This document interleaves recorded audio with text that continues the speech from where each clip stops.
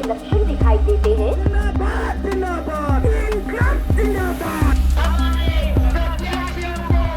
सभी निवासी ध्यान दें। जांच होने पर सामूहिक सेवा सम्मेलन में सुबह 8 बजे से खड़ी खड़ी जाती है।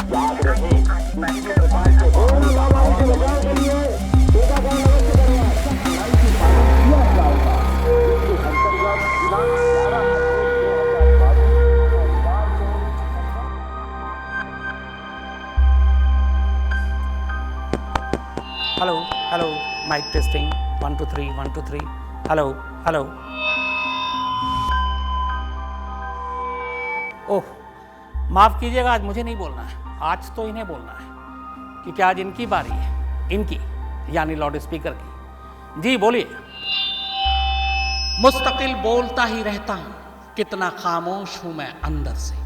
कमाल है, आप मुझे बोलने के लिए कह रहे हैं पर यहाँ तो लोग मुझे चुप कराने पर तुले हैं। मैं खुद ही हैरान हूँ कि अचानक इस देश में मेरे बारे में इतनी बातें क्यों हो रही हैं। लोग आग लगाती महंगाई, गरीबी, बेरोजगारी जैसे मुद्दों को छोड़कर अपना ध्यान और कान मेरी तरफ क्यों लगाए हैं। खैर, आपको लगता है कि महंगाई से भी बड़ा मुद्दा इस वक्त मैं हूं, तो मैं क्या कर सकता हूं। अब आपने बोलने को कहा है तो चलिए आपको अपनी कहानी सुनाता हूं।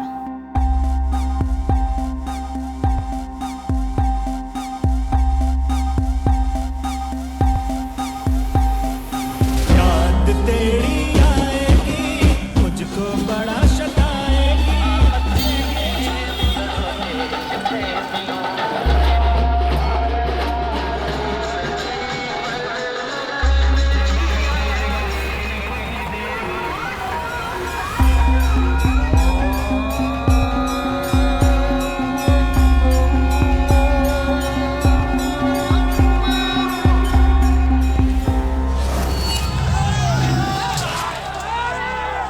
हमें कहा जा रहा है कि मस्जिदों में लाउड स्पीकर नहीं इस्तेमाल होने चाहिए, क्यों है?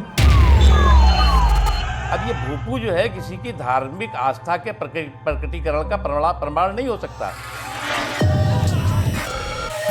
बजाने वाले को भी नहीं सुनाई पड़ता है कि क्या बोल रहा है वो माइक, लेकिन चिल्लाए जा रहे हैं। जिथे जिथे यांचे लाऊडस्पीकर लागतील त्यांच्या समोर दुप्पट आवाजाने तिथे हनुमान चालीसा तुमची लागलीच पाहिजे।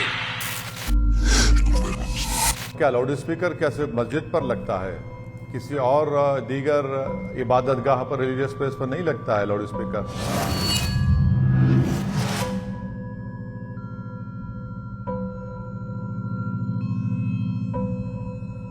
मेरे बारे में तो सब बात कर रहे हैं पर मुझे आपसे बात करनी है। सुन रहे हैं ना? सुनेंगे क्यों नहीं? मैं सुनने सुनाने के लिए ही तो पैदा किया गया हूं। मैं ही तो हूं जिसने इशारों को आवाज दी, आवाज को असर, असर को ताकत, ताकत को कान, कानों को बोल, बोल को शोर, शोर को चीख और चीख के बीच बीच की खामोशी भी। मैं आपके पैगाम और संदेशे को दूर दूर तक पहुंचाने के लिए ही आया था, पर मेरी आवाज एक रोज उन्हीं कानों के लिए जहर बन जाएंगी, सोचा ही नहीं था। मेरी आवाज कितने और किन किन कानों तक पहुंचेंगी, ये मैंने नहीं, आप सब ने ही तय किया था। आप सब ने ही तो ये फैसला किया था कि मैं कहां रहूंगा, कितनी ऊंचाई या नीचाई पर रहूंगा, कब बोलूंगा, क्या बोलूंगा, कितना बोलूंगा, कितने धीमे या जोर से बोलूंगा। मेरी आवाज को शोर और कानों की चुभन आपने ही तो बनाया है, पर वाहरी मेरी किस्मत, आपकी दी उस चुपती आवाज की चुभन के लिए खामखा बदनाम भी मैं ही हो रहा हूं। मैं तो फकत एक मशीन ही हूं ना, आप इंसान तो मेरे मालिक हैं। आपके हुक्म और मर्जी से ही तो मैं बोलता, चीखता, गाता, चिल्लाता, शोर करता हूं। तो आप ही बताइए, असली गुनहगार कौन है, मैं या आप?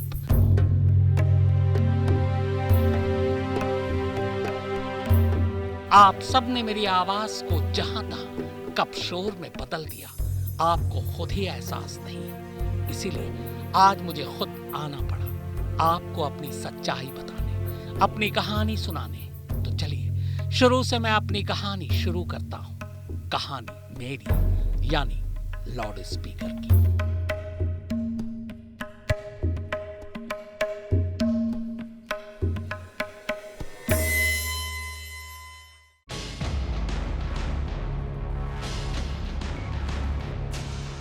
जब इंसान के हाथ खाली थे, कपड़े भी नहीं थे बदन पर, बोलना भी उसे नहीं आता था, तब भी उसे एक चीज आती थी, पैगाम देना।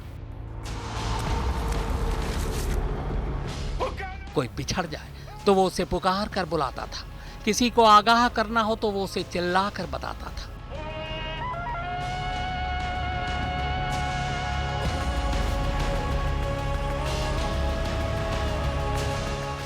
जमाना बदला तो जो आदि मानव थे वो आदिवासी बन गए।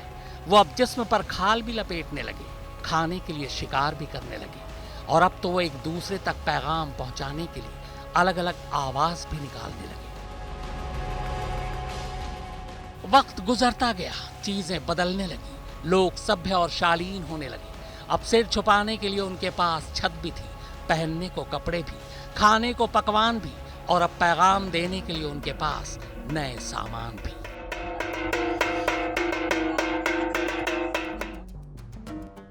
वैज्ञानिकों की एक जमात थी जो अभी भी इस बात के लिए जद्दोजहद कर रही थी कि आखिर लोगों तक अपना पैगाम पहुंचाने के लिए इससे भी आसान तरीका क्या हो सकता है। 19वीं सदी के आखिरी दशकों में एक आविष्कार जो वैज्ञानिकों के ठिकानों पर जन्म ले चुका था, लोगों ने उसका नाम सुनना शुरू किया। वो मेरा पहला नाम था, लाउड स्पीकर।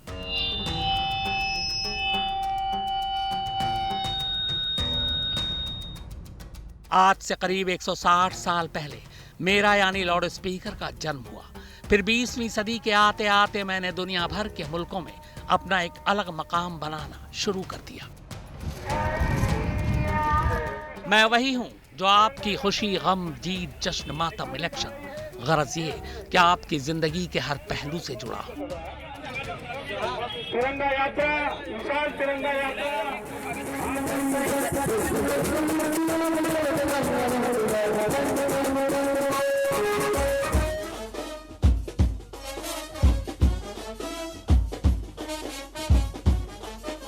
याद कीजिए जब बुजुर्गों की अर्थी निकला करती थी तब मैं ही बचता था। याद तेरी आएगी, मुझको बड़ा सताएगी, याद तेरी आएगी।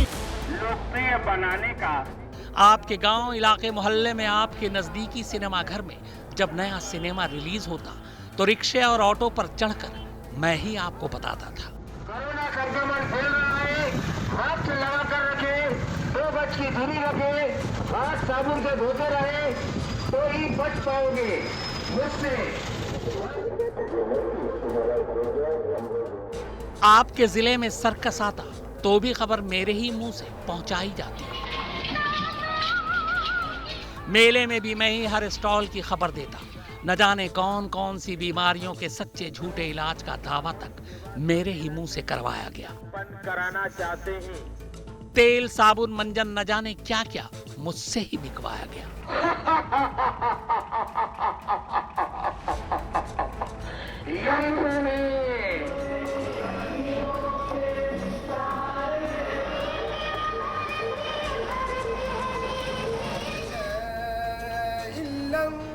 लेकिन बाजार और मनोरंजन से अलग धर्म और मजहब ने अब भी मुझसे दूरियां बना रखी थी, खासकर इस्लाम ने। मुस्लिम धर्मगुरु मेरे इस्तेमाल को लेकर उलझन में थे।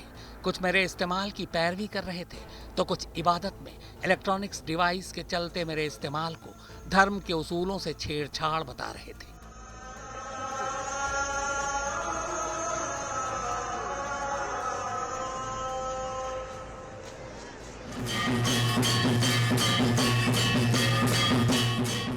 वहीं दूसरे धर्मों में लोग मुझे हाथों हाथ ले रहे थे।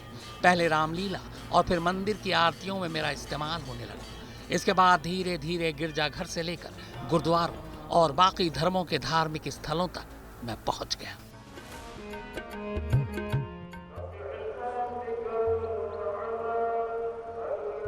मगर हिंदुस्तान में मस्जिदों तक मुझे पहुंचाने में काफी वक्त लगा। लेकिन फिर धीरे धीरे सोच बदली। कहते हैं कि 70 के दशक में हिंदुस्तान की मस्जिदों में अजान के लिए पहली बार मेरा इस्तेमाल किया गया।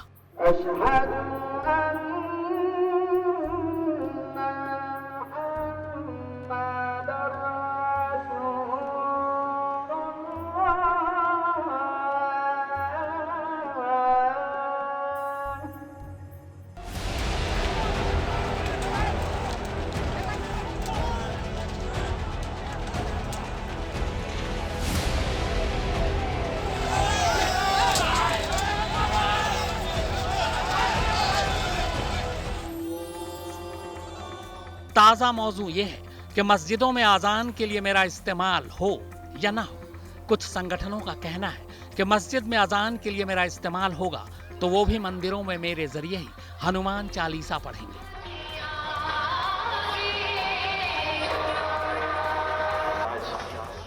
ये सियासी और कानूनी मसला है। सियासत को दरकिनार करते हैं क्योंकि ये तो बस लड़ाती ही है। इसीलिए हम कानून पर आते हैं, जो बिगड़ी को बनाता है, जिसने मेरे लिए भी कानून बनाया है। हिंदुस्तान में धार्मिक स्थलों या सार्वजनिक स्थानों पर मेरे इस्तेमाल की मनाही नहीं है, लेकिन मेरी बुलंद आवाज को लेकर कुछ शर्तें जरूर हैं। मसलन अगर मेरा इस्तेमाल किया जा रहा है तो उसके लिए प्रशासन से लिखित में इजाजत लेनी होगी। मेरी आवाज का पैमाना क्या होगा, कितनी बुलंद या मध्यम या कम होगी, कितने दायरे तक मेरी आवाज पहुंचेगी, ये सब नियमों में तय है। यूं तो इन नियमों को तोड़ने पर कैद और जुर्माना दोनों है, लेकिन शादी ब्याह में, मेले में, पार्टियों में, सड़कों पर होने वाले कार्यक्रमों में, नेताओं की रैलियों में अक्सर इन नियमों की धज्जियां उड़ती हैं और बदनाम खामखा मैं होता हूं। डेसिबल छोड़िए, मेरा मीटर और लोगों के कान तक फटने लगते हैं, मगर वो मौजू नहीं है। मौजू है धार्मिक जगहों पर मेरी आवाज को लेकर। इस विवाद की शुरुआत मस्जिदों में होने वाली अजान पर हुआ है। तो पहले इसे ही समझ लीजिए। यूं तो कोई पढ़ा लिखा मुसलमान हो या अनपढ़ मुसलमान ही हो, वो भी ये जानता है कि इस्लाम का मुझसे कोई लेना देना नहीं है। इस्लाम तो कब से इस दुनिया में है, जबकि मेरी उम्र तो अभी फकत 160 साल ही है। हाँ, मैं एक सहूलियत जरूर हूँ, जो नमाज के वक्त के बारे में लोगों को आगाह करता हूँ।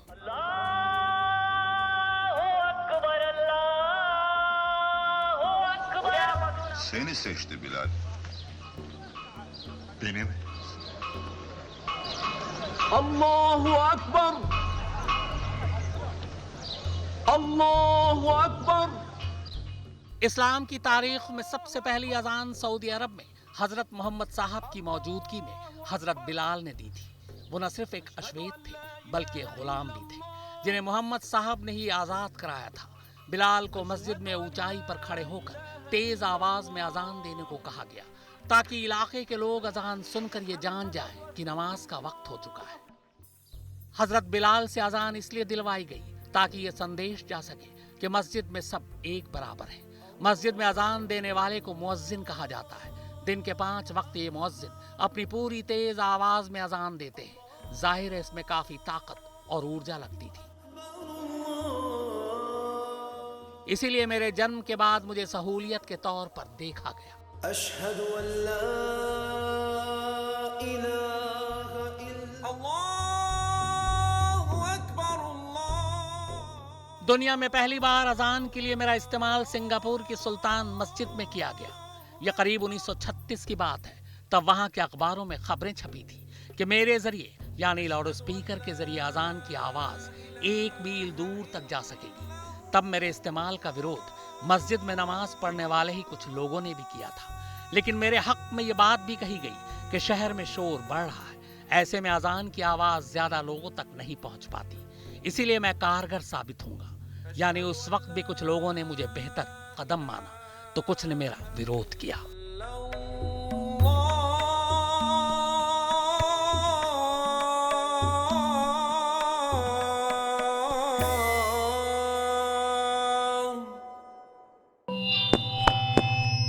कभी सोचा भी नहीं था कि ये ऐसे भी बोलेंगे और मैं और आप ऐसे भी सुनेंगे। सुनाना तो खैर मेरा काम ही रहा है, मगर आप लोगों का मुझे यूं सुनना मुझे अटपटा भी लग रहा है। वैसे अब सुन ही रहे हैं तो लगे हाथ एक सवाल का जवाब भी दे दीजिए। खाली पेट की खामोशी ज्यादा शोर मचाती है या फिर मैं? मजाकिया ये सवाल पूछ लिया, बुरा मत मानिएगा। वैसे आप सब भी तो मेरे साथ मजाक ही कर रहे हैं। खैर चलिए अपनी कहानी को आगे बढ़ाते हैं।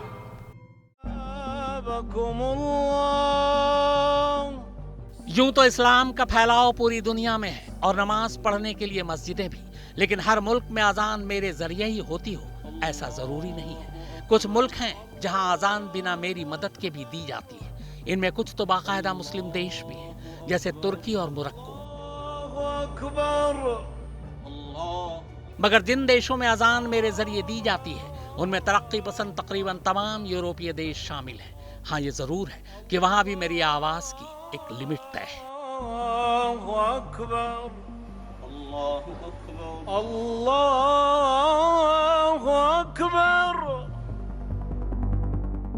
एक दूसरा सवाल जो मुझे लेकर इस वक्त पूरे देश में पूछा जा रहा है, सवाल कि क्या मस्जिद में अजान के लिए भी मैं जरूरी हूं या नहीं, और क्या मेरा इस्लाम से कोई रिश्ता है। अगर इस्लाम में मेरी बात की जाए तो इस्लाम क्या, दुनिया के जितने भी धर्म या मजहब हैं, जब उनका जन्म हुआ तब मैं पैदा भी नहीं हुआ था। यानी वो सब बिना मेरी मदद के ही अपना काम चलाते थे। आज भी जिन मस्जिदों में मैं नहीं हूँ वहाँ बिना मेरे ही अजान होती है।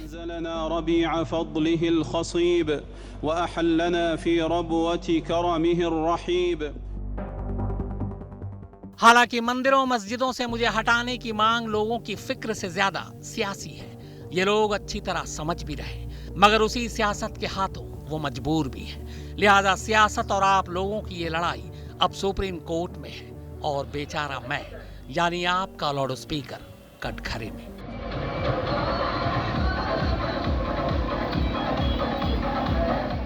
बस एक बात याद रखिएगा, जब सुप्रीम कोर्ट में मेरी सुनवाई होगी तब वहां भी जज साहब फैसला सुनाते वक्त आप सबका ध्यान खींचने के लिए अपने टेबल पर हथौड़े को ठोकते हुए आपके कानों को ध्यान से सुनने के लिए इशारा देंगे। वही इशारा जिसे बोल मैं देता हूं, मैं यानी आपका लाउड स्पीकर।